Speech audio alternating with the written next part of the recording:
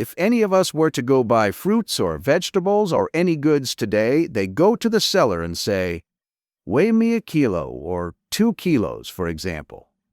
The seller would fetch the scale, place the item to be weighed on one side, and on the other side, add those metal weights or cylinders they use for weighing, or perhaps use the dial scale or the digital one, all calibrated to match the value of the metal kilogram, the standard kilogram, against which all weights are measured. And here, a question inevitably arises. How did the first person weigh weight? Or, more precisely, how did people measure the first kilogram? Welcome, I'm Jason. But before we begin, if you're new to the channel, don't forget to subscribe and turn on the bell so you get our videos as soon as they're posted. First, let's clarify something. The kilogram, or weights in general, didn't just appear out of thin air. Nobody woke up one day and said, "I'm going to create something called a kilogram." The kilogram we use today is the result of many attempts by humans spanning thousands of years, without exaggeration. Throughout history, as humanity needed commercial transactions, recording, and the exchange of goods, there had to be a system that allowed people to understand the value of what they had. Otherwise, transactions wouldn't happen properly. Imagine someone wanting to buy bananas and going to the fruit seller saying, "I want bananas and nothing more." The seller wouldn't just hand over bananas. They'd ask a logical question: how much bananas do you want? The same goes for other goods. If bananas could be sold individually, many other things couldn't. Suppose one fruit seller decided to sell by the piece. Would all other fruit sellers have to do the same? Or would each seller set their own system? And what about sellers of other goods? How would they handle things? If left unchecked, chaos would ensue, and people wouldn't know how to buy or sell. That's why a fixed unit of weight had to emerge, one that everyone could adhere to. If we look at ancient civilizations, we'll find that nearly all of them had specific units for weighing. In ancient Egyptian civilization, weights were known from the Old Kingdom itself, before the dynastic era. But early in the dynastic era, a unit called the deben appeared, a piece of stone engraved with the king's name. The king would order his sculptors to create it, and copies would be made for traders and sellers to use in buying and selling goods. Strangely, each new king would make a new deben, perhaps slightly heavier or lighter than the previous one, and traders were obliged to replace the old debens with the new kings, as the reference for everyone was the master deben kept by the king, which everyone had to follow. Over the years, archaeologists have discovered a variety of debens. For example, a red deben from the 10th dynasty, inscribed with the name of King Keti VI. A stone weighing 70 debens from the 12th dynasty was also discovered and remains today in the Metropolitan Museum in the USA. Additionally, the Cairo legal stela, believed to date back to 1650 BCE, was found, recording a man relinquishing his position to its discoveries, 60 gold debens. This stela is still in the Egyptian Museum today. Alongside these weights, ancient Egyptian reliefs and papyri show images of scales. Yet no actual scales have been discovered among Egyptian artifacts, and it's unclear whether they used these scales for trade or different ones. Moving from Egyptian civilization to the Indian civilization, specifically in the Indus River Valley, the oldest remains of a scale were found, a balance with 2 pans suspended by strings from a beam, dating back to 2000 BCE. Even in China, a wooden scale was discovered in a tomb alongside bronze weights, believed to have been used as counterweights.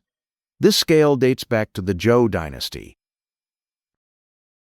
In Mesopotamia, a set of weights from Assyrian civilization was discovered, small stone weights in the shape of lions, 16 in total, inscribed with markings indicating their use in scales.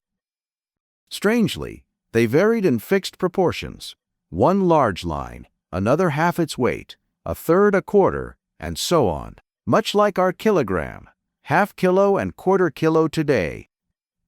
Turning to the Arabian Peninsula, pre-Islamic Arabs had units of measurement for weight, volume, and length. Some were purely Arab inventions, while others were borrowed from neighboring peoples. Since Arabs were primarily traders, they had two important types of units. First, volume units like the mud, sa, and kafis, used mainly for items sold by volume such as dates, wheat, barley, and rice. Second, weight units like the dirham, dinar, uqiyya, and rattle, used for things weighed, like copper, gold, and silver. Moving to Europe, we find that over the centuries, various weighing systems emerged. Britain eventually settled in the late 15th century on a system similar to that of the Arabian Peninsula, the Winchester measure, based on the weight of a specific number of grains or seeds. They used a container called a bushel to measure grains like rice and salt.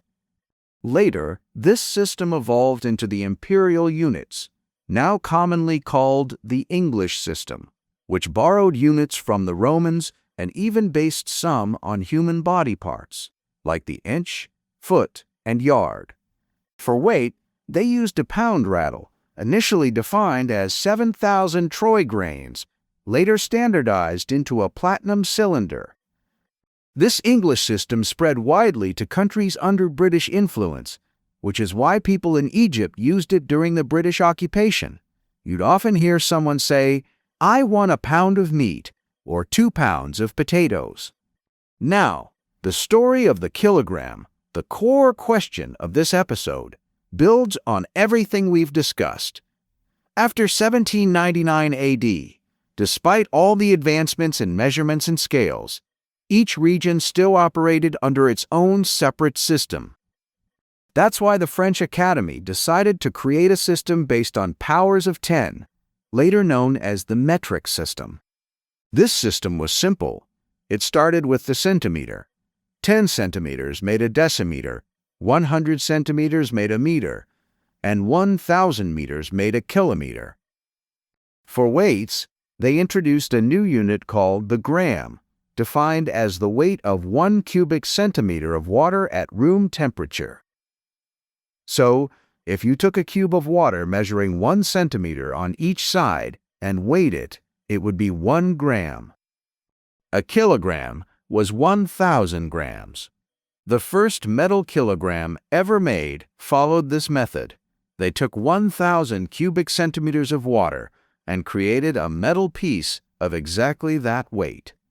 But it didn't stop there. For greater precision, they crafted a cylinder of platinum and iridium, 90% platinum, 10% iridium, to resist corrosion and environmental factors over time. This cylinder was kept in a special glass container in a laboratory in France and, until 2019, was the primary standard for the kilogram. All kilograms and weights used worldwide were calibrated against it.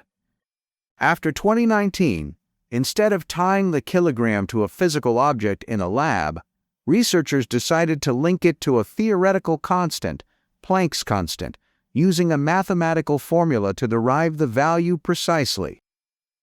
This ensures the kilogram's value remains constant over thousands of years, unaffected by changes that could occur to a physical object stored in a French lab.